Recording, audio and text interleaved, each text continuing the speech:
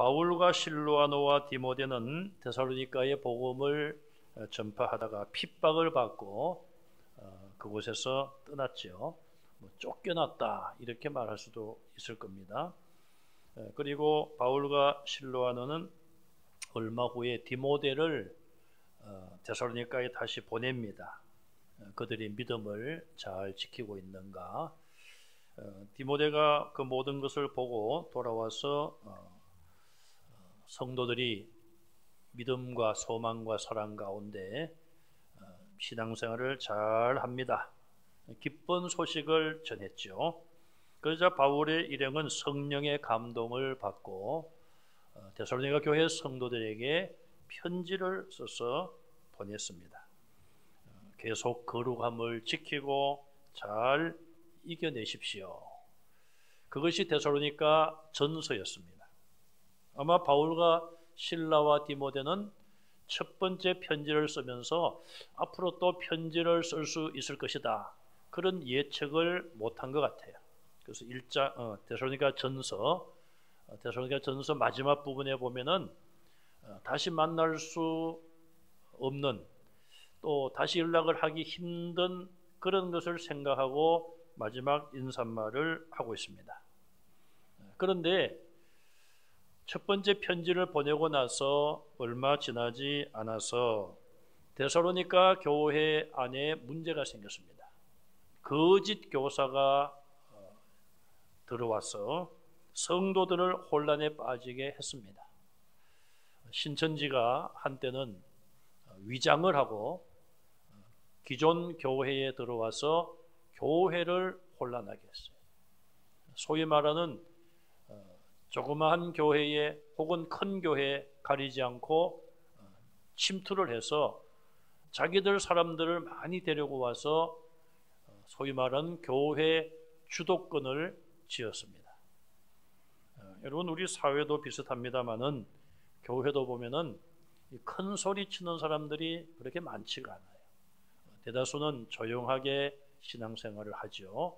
그런데 이 이단들은 위장을 해서 들어와서 큰 목소리를 내다가 보니까 교회 전체가 신천지나 그런 이단 때문에 시험을 받은 그런 교회들이 꽤 많았습니다. 제가 아는 친구 목사님 교회에서도 장로님 한 분이 신천지에 넘어가가지고 교인들을 데리고 나중에 결국은 나가는 그런 참 불행한 일도 있었습니다. 데살로니가에도 그 옛날에 이 성경이 기록될 당시면은 1900여 년 전으로 올라갈 수 있는데 그 옛날에 이미 거짓 교사들이 잘못된 것을 성도들에게 가르쳤어요. 그들은 바울과 실로아노, 디모데로부터 배운 것과는 전혀 다른 그런 이야기를 듣게 되는 것이죠. 그런데 그런 이야기를 듣게 되면 모두가 다 한 마음으로 그건 잘못됐습니다, 우린 그렇게 배우지 않았습니다, 이런 결론이 내리면 좋겠는데 그 중에는 또 믿음이 약한 분도 계시고 하니까 그들의 말을 듣고 미혹되고 넘어가고, 그래서 교회에 혼란이 왔습니다. 그래서 바울의 일행은 성령의 감동을 받고 혼란이 온 그들에게 두 번째 편지를 써서 보냈습니다. 이것이 데살로니가 후서예요. 오늘 본문 1장에서 사도 바울은 데살로니가 교회 성도들이 가지고 있는 의문점에 대답을 합니다. 그들이 가지고 있는 의문점은 무엇일까요? 왜 우리가 이런 고난과 환난을 겪어야 되는가? 왜 이런 혼란을 겪어야 되며 또 외부로부터 핍박도 이제 오기 시작하는데 왜 우리가 이런 어려움을 겪어야 되는가? 사실 그렇지 않습니까? 교회에 모인 성도들은 우리가 그냥 예수님 믿고 하나님 말씀대로 순종하고 죄를 멀리하고 하나님의 뜻대로 거룩하고 의롭게 살려고 하는데 왜 우리가 신앙생활 하려고 하는데 가만히 두면 되지 왜 우리를 핍박합니까? 이해가 잘 안 되는 부분이 있을 수 있죠. 그래서 여기에 대하여 이 두 번째 편지를 써서 보냈고 1장에서 그런 질문에 대하여 대답을 하고 있습니다. 그것은 결론적으로 우리가 보면 성도가 당하는 환난은 하나님이 그것을 외면하시는 것도 아니고 하나님이 모르시는 것도 아니다. 어떻게 보면은 성도가 그런 고난과 환난을 당하는 것은 당연한 것이다. 하나님의 계획 속에 들어있다. 그리고 그런 과정을 통하여 손해보는 것이 아니라 오히려 영적으로 성숙하고 더 성장할 수 있다. 그런 대답을 하고 있다는 것입니다. 그래서 바울은 그들의 인내에 대하여 칭찬을 하고 있습니다. 하나님께서 또 끝까지 이길 수 있도록 도와주실 것이다. 결국은 박해하는 자들을 하나님이 심판하실 것이다. 그렇게 위로와 격려를 보내고 있습니다. 일부 성도들은 거짓 선생들의 가르침을 듣고 어떤 생각을 합니까? 우리가 이렇게 어려움을 겪는 것은 이게 결국은 대환란, 주의 날이 임박했기 때문이다. 예수님이 이 땅에 와서 심판하실 그 날이 이미 임했기 때문에 이 땅에 이런 어려움이 있다. 그런 잘못된 주장에 넘어간 성도들이 있었습니다.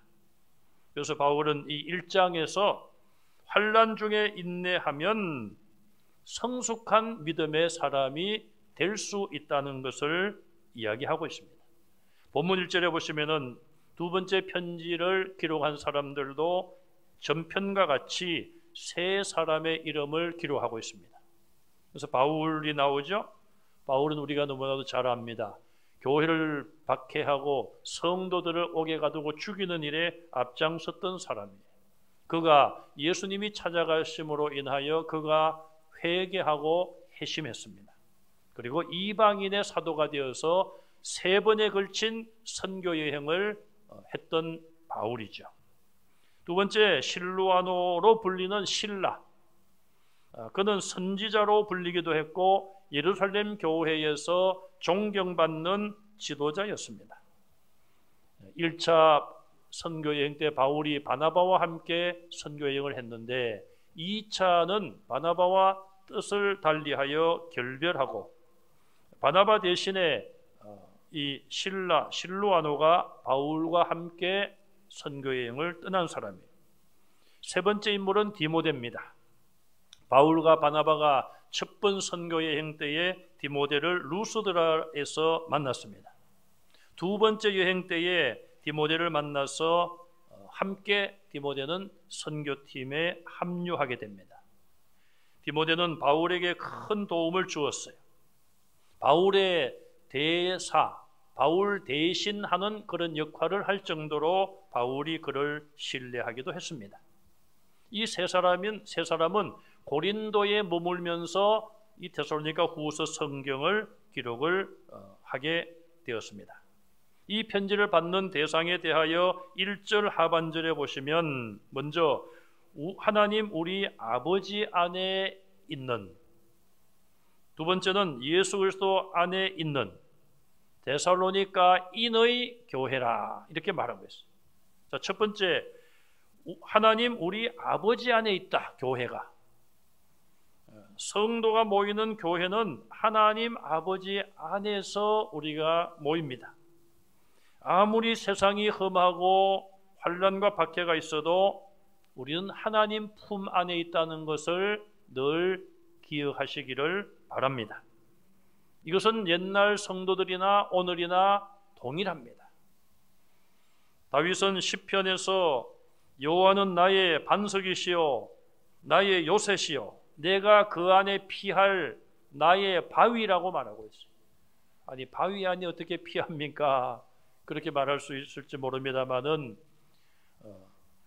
바위 같은 그 안에 동굴이 있을 수 있잖아요. 그런 동굴, 바위로 된 동굴 안에 피한다. 내가 그 안에 피할 나의 바위시라고 했어요. 내가 그 안에 피난처로 들어간다는 거예요. 하나님 안으로 내가 들어가면 그것이 바로 내 몸을 피할 바위가 되고 피난처가 된다고 노래했습니다. 또 나의 산성이시로다. 자, 요새라든지 또 동굴이라든지 산성, 이런 것은 그 안에 들어가 있을 때에 적의 공격으로부터 공격을 피할 수가 있는 것입니다. 여호와 하나님이 바로 다윗의 피난처였어요. 다윗은 하나님 안에서 내가 안정을 얻고 또 내가 안전하다, 그것을 노래했습니다. 또 여기서 주 예수 그리스도 안에 있는 데살로니가인의 교회라고 말하고 있어요. 우리는 하나님 안에 있을 뿐 아니라 주 예수 그리스도 안에 있습니다. 그러므로 죽음 앞에서도 담대합니다. 왜? 예수님이 죽음을 이기셨기 때문에. 우리는 주님의 십자가의 고난, 그 이후에 죽음을 이기고 무덤을 열고 나오신 부활의 주님을 늘 생각해야 되는 것이죠. 그래서 십자가 이후에는 부활이 있는 것입니다. 그래서 사도 바울도 늘 주님과 함께 내가 죽고 주님과 함께 다시 산다, 그런 표현들을 많이 했고, 빌립보서의 주제는 그리스도 안에서란 주제예요. 예수님 안에 있을 때에 늘 평화를 누리게 되고 안심할 수 있다는 것입니다. 우리가 찬송 가운데도 주 안에 있는 나에게 딴 근심 있으랴, 그렇게 우리가 찬송하죠. 예수님 안에 있으면 어떤 근심도 우리를 무너뜨릴 수 없다는 것입니다. 자, 이렇게 하나님 아버지와 주 예수 그리스도 안에 있으면 어떤 일이 일어나는가? 그 다음 절에 보면은 하나님 아버지와 주 예수 그리스도로부터 은혜와 평강이 너희에게 있을지어다, 이렇게 이야기하고 있어요. 세상은 은혜와 평강을 줄 수가 없습니다. 오직 하나님 아버지만이, 예수 그리스도만이 우리에게 은혜와 평강을 주실 수가 있습니다. 자, 여기 은혜라는 말은 받을 자격이 없는 자에게, 죄인에게 베푸시는 하나님의 호의, 하나님이 우리를 귀하게 보시고 우리에게 좋은 것을 주시기를 기뻐하시는, 그것이 바로 은혜라는 것입니다. 두 번째, 평강이란 말은 하나님과 원수됨으로 인하여 죄인들에게는 평강, 평화, 화평, 화목이 없습니다. 자, 이 말은 우리가 죄 가운데, 어두운 가운데 있으면 하나님과 등지게 되고 하나님과 원수예요. 평화가 없습니다. 그래서 하나님과 원수되었다, 이렇게 표현하죠. 하나님과 원수된 죄인들을 하나님과 화목해 하시려고 예수님이 십자가에 피 흘려 죽으셨습니다. 예수님의 십자가의 대속으로 인하여 우리가 하나님과 화목하게 되고, 그로 인하여 하나님이 주시는 평강, 예수 그리스도가 주시는 평강이 우리에게 와서 우리가 그것을 누리고 있다는 것이죠. 데살로니가 교회 성도들은 핍박을 받는 어려움에 직면해 있었습니다. 그러나 오늘 이 두 번째 편지 서론에서 말하기를, 그런 가운데 있다 하지만은 하나님 안에 거하고 예수님 안에 거하면 하나님과 예수님이 주시는 은혜와 평강을 누릴 수 있다. 은혜와 평강이 있기를 그들에게 축복하고 있음을 볼 수가 있습니다. 그래서 이 데살로니가 교회 성도들은 이런 격려와 위로를 받고, 이런 성경을, 편지를 받고 그들이 새 힘을 얻고 그런 모든 환난을 이기고 믿는 자들의 본이 되는 성도와 교회가 되었던 것입니다. 우리가 이 땅에서 많은 어려움을 겪고 있지만 우리가 하나님 안에서 예수님 안에 거하고, 그로 인하여 하나님으로부터 오는 은혜와 평강, 예수님이 우리에게 주시는 은혜와 평강, 그것은 넉넉히 이 땅에서의 모든 환난과 핍박과 고난을 이길 줄로 믿습니다. 자, 서론 인사말이 끝나고 3절부터 본론의 말씀이 기록이 되어 있습니다. 이 본론에서 이들은 첫 번째로 너희는 우리의 감사의 제목이다, 이렇게 말하고 있어요. 데살로니가 교회 성도들, 당신들은 우리가 당신들 때문에 하나님께 감사한다는 것입니다. 감사의 이유요, 감사의 제목이라고 그들을 격려하고 있습니다. 왜 그렇습니까? 이들은 바로 바울과 실로아노, 디모데 이들로부터 복음을 받아서 예수님을 믿게 된 자들이죠. 교회가 세워졌습니다. 그런데 이들이 바울과 그의 일행이 떠났음에도 불구하고 지금까지 믿음을 잘 지켜온 거예요. 거짓 선생이 들어와서 지금 교회를 혼란케 하지만 지금 이 순간까지도 그들은 믿음을 잘 지키고 있기 때문에 당신들은 우리의 감사의 제목입니다. 우리가 당신들만 생각하면 하나님께 감사할 수밖에 없습니다. 이렇게 먼저 기록을 하고 있습니다. 지금 데살로니가 교회는 여러 가지 어려운 문제들이 있습니다. 이런 상황에 바울이 본론에 들어가자마자 그들을 책망하거나 강한 어투로 권면하는 대신에 그들의 믿음과 그들의 사랑을 인정하고 당신들이야말로 우리에게 감사하게 한 분들입니다. 그런 이야기를 함으로써 그들이 위로를 받고 힘을 얻게 합니다. 하나님께 감사하는 이유는 무엇입니까? 왜 데살로니가 교회 성도들이 감사의 제목이 되었습니까? 그것은 데살로니가 교회 성도들의 믿음이 성장했기 때문에, 자, 믿음은 생명력이 있기 때문에 성장합니다. 여러분 가정에 식물을 키워보신 분들, 물을 주고 이렇게 키워보신 분들은 알 거예요. 다 말라서 생명력이 없으면 아무리 물을 주어도 이미 죽은 거예요.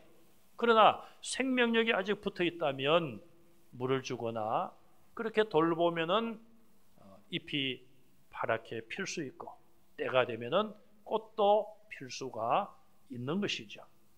이처럼 우리가 하나님을 믿는 그 믿음은 이건 생물과 같은 거예요. 그래서 믿음의 역사라고 그러잖아요. 역사. 어떤 일을 이루어 나가는 거예요.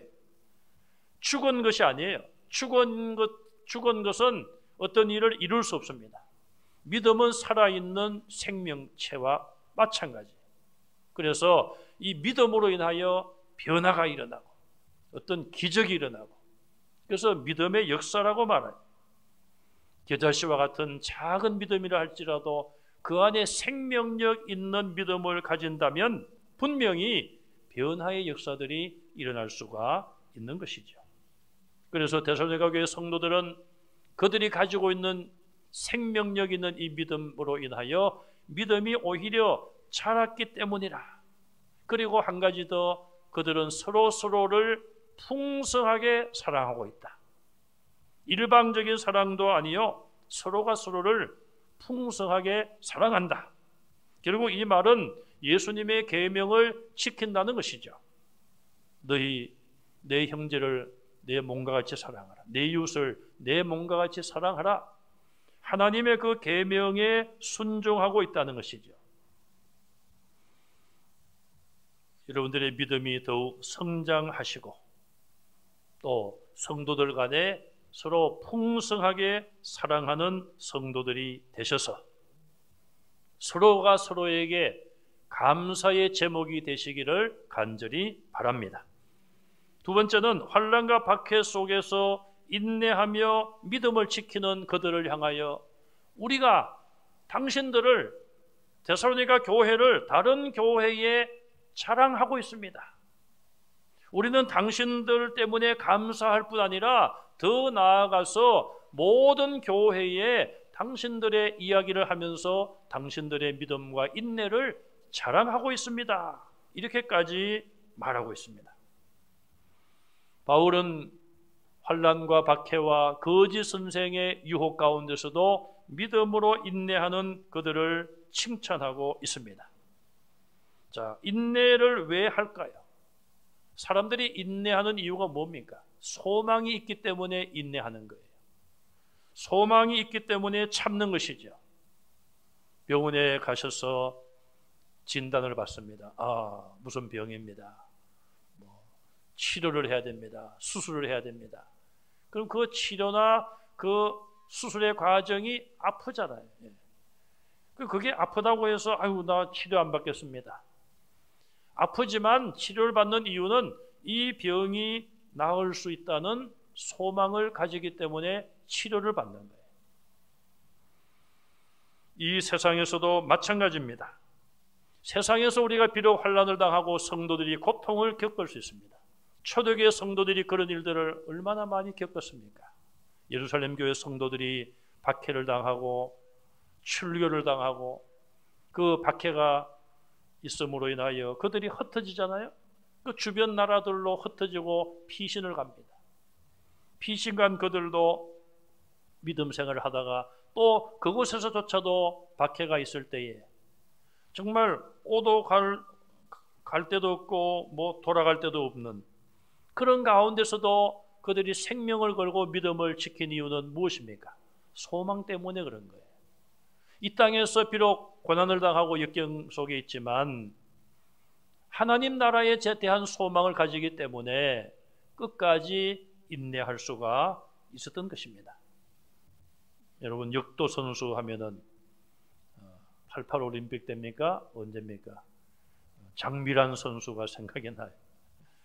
가장 아마 성적이 좋았던 것 같아요. 그 선수가 지금까지는. 역도 선수들이 그 무거운 바벨을 딱 들고 말입니다. 심판이 합격했다는 베일을 울릴 때까지 버티고 있잖아요.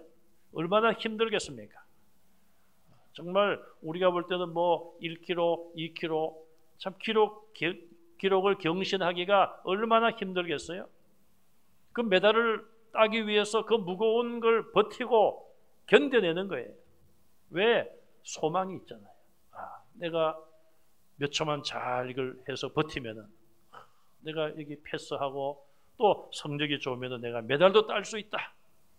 그 소망 한 가지를 가지고 그거 뭐 4년 동안 뭐 계속 그 무거운 쇳덩어리를 들지 않습니까? 누구에게나 그런 소망이 있는데 자, 땅 위에 있는 잠시 있다가 사라지는 소망을 위해서도 그런 인내가 필요한데 성도들은 영원한 하나님 나라를 소망으로 받았기 때문에 비교할 수 없는 그런 소망이기 때문에 비교할 수 없는 고난과 환난이 와도 인내하고 이겨낼 수가 있는 것이죠. 데살로니가 교회 성도들이 그런 모습을 보일 때에 바울은 내가 당신들의 믿음을 모든 교회에 자랑하고 있습니다. 여러분 만약에 어떤 분이 우리 교회에 오셔서 여러분들이 신앙생활을 딱 보시고 문산교회 성도들 신앙을 내가 가는 전국에 있는 모든 교회에 가서 자랑하겠습니다. 그러면 얼마나 기분이 좋겠습니까? 제가 제일 기분이 좋을 것 같아요.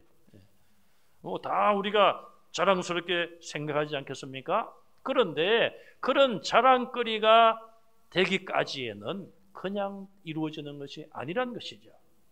로마서 5장 3절 이하에 보시면은 우리가 환난 중에도 즐거워하나니 이는 환난은 인내를. 자, 인내가 그냥 하는 것이 아니라 어려운 일이 막 오면은 그때 우리가 이제 참는 거 아닙니까? 그리고 이 인내는 연단을 한 번 인내했다고 해서 끝난 것이 아니에요.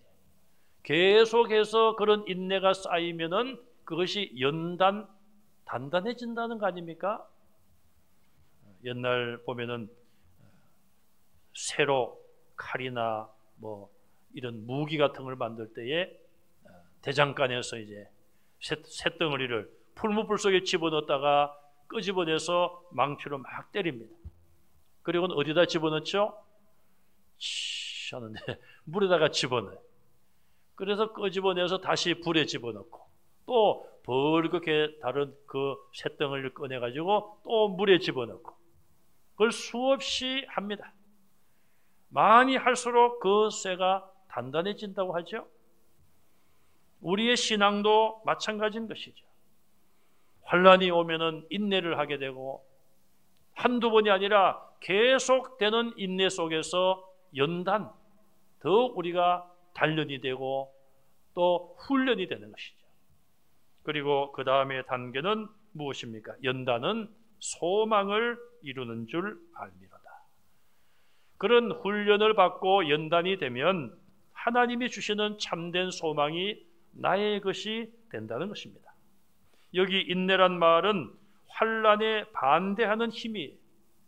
자, 환난이 오고 핍박이 와서 우리를 공격합니다. 그러면 우리가 그것에 반대하는 힘으로 버티는 것이죠.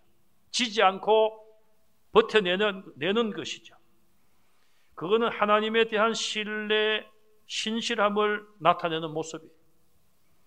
끝까지 하나님을 의지하고 하나님의 힘으로 반대 세력에 대해서 저항하는 것, 이것이 인내예요. 핍박은 무엇입니까? 예수님 믿는다는 것 때문에 성도들에게 가해지는 모욕감, 이런 것이 바로 박해요, 핍박이에요. 물론 여기서 더 나아가서 성도들이 당하는 고통까지 나가겠죠.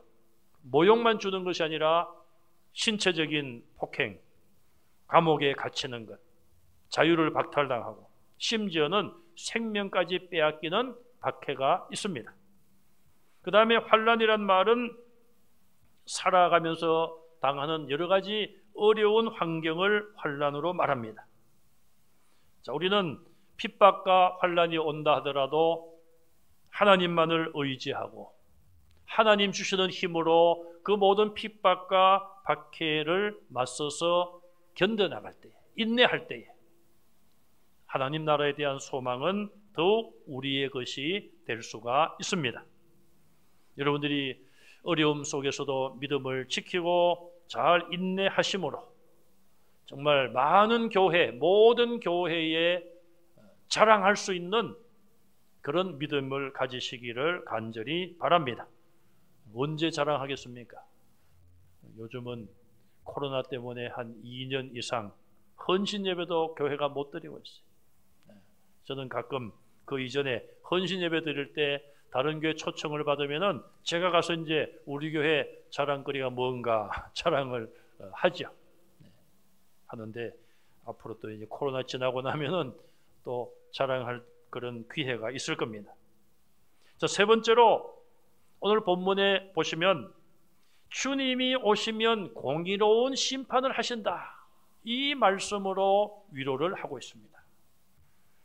자, 하나님의 심판은 공의롭고 예수님의 심판은 공의로운 심판입니다. 그리고 공의로운 심판이 끝나고 나면 하나님 나라로 인도할 것이고, 이 땅에서 모든 고난을 이겨낸 성도들은 하나님 나라에 들어가기에 합당한 자로 인정받을 것이다. 그것을 오늘 본문은 말씀하고 있습니다. 5절과 7절에 보시면은 하나님의 공의라는 말씀이 강조되어 나오고 있습니다. 왜 하나님의 공의의 심판인가? 자, 성도들이 고난을 당하고 인내를 하는데 이것도 왜 하나님의 공의로운 심판의 표시인가? 왜 고난 당하는 게 어떻게 심판의 표입니까? 이 고난은 의미 없는 고난이 아니라 앞에서 보는 것처럼 고난을 인내하면, 인내가 쌓이면 연단이 되고, 연단은 우리에게 큰 소망을 약속합니다. 자, 이렇게 큰 소망을 우리에게 주시기 때문에 고난이 고난으로만 끝나는 것이 아니라 고난을 잘 이겨내면 큰 소망을 우리에게 약속하셨기 때문에 하나님의 공의로운 심판이라는 것이죠. 이 땅에서 복음을 위하여, 주님을 위하여 고난받은 자에 대해서 하나님께서 하늘의 안식으로 예비하시고 하나님 나라에 합당한 자로 여겨주시기 때문에 고난당하는 것이 하나님의 공의의 표시라는 것입니다. 반대로 보면은 심판이, 하나님의 공의로운 심판이 이루어지면 환난을 당하게 한 자에게는 환난으로 갚아주겠다. 자, 두 쪽 아닙니까? 첫 번째는 환난을 준 자, 핍박을 한 자, 가해자예요, 가해자. 또 반대쪽은 핍박을 받은 자들, 피해자들, 성도들이에요, 성도들. 자, 하나님의 심판의 날이 왔습니다. 하나님은 우리가 믿는 대로 공의로운 분입니다. 심은 대로 거두게 하시는 분이에요. 그러면은 핍박을 하고 환난을 주고 가해한 자들, 그들에 대해서는 당연히 그들이 준 환난 그대로 그들에게 갚아주신다고 말씀하고 있어요. 반대로 핍박을 받은 자들, 성도들, 죽음을 불사하고 믿음을 지키고 믿음을 지키다가 죽어간 자들, 이들은 주님께서 이 땅에 재림하실 그날에 공의로운 심판을 하심으로 인하여 그 모든 환난과 이 땅에서 당했던 모든 것들을 하나님께서 갚아주시는데, 어떻게 갚아주시느냐? 하나님 나라에 들어가서 안식을 누리게 함으로, 영생을 누리게 함으로 갚아주신다는 것입니다. 심판주 하나님께서는 8절 이하에 보면 형벌을 내리시는데 누구에게 형벌을 내리십니까? 환난을 받게 한 자들, 핍박한 자들. 두 번째, 하나님을 모르는 자들. 하나님 모른다고 해서 해결될 문제가 아닙니다. 보면은 범죄에 대한 어떤 뭐라 그럴까요? 의혹이 있는 사람들, 누가 물으면 잘 모르겠습니다. 모른다고 해서 다 끝납니까? 수사를 하거나 조사를 해보고 그 사람이 범죄한 증거가 나타나면은 죄에 대한 책임을 져야 되는 거예요.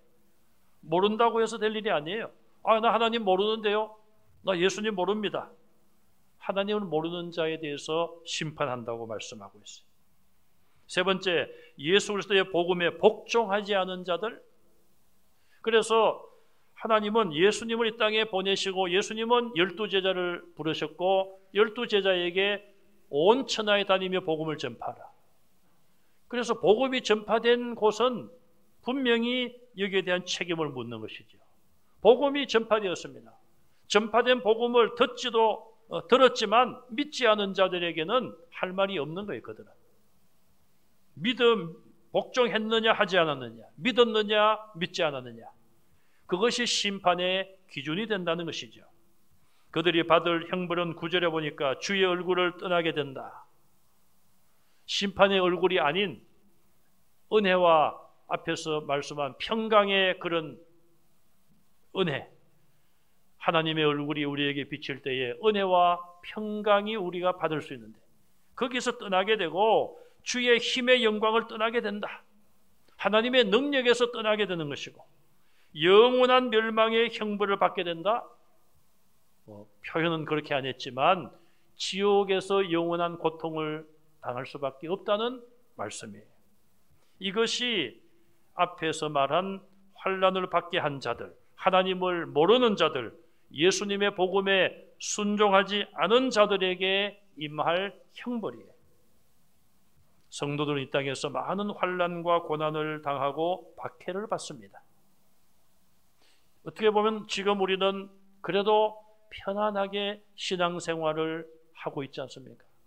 그러나 공산주의 국가나 이슬람 국가에서는 개신교 성도들이 생명을 걸고 믿음을 지키고 있습니다. 그런데 과연 시간이 흐르면서 지금도 그럴 수 있을까? 지금도 그런 상황에 있는 나라들이 있죠.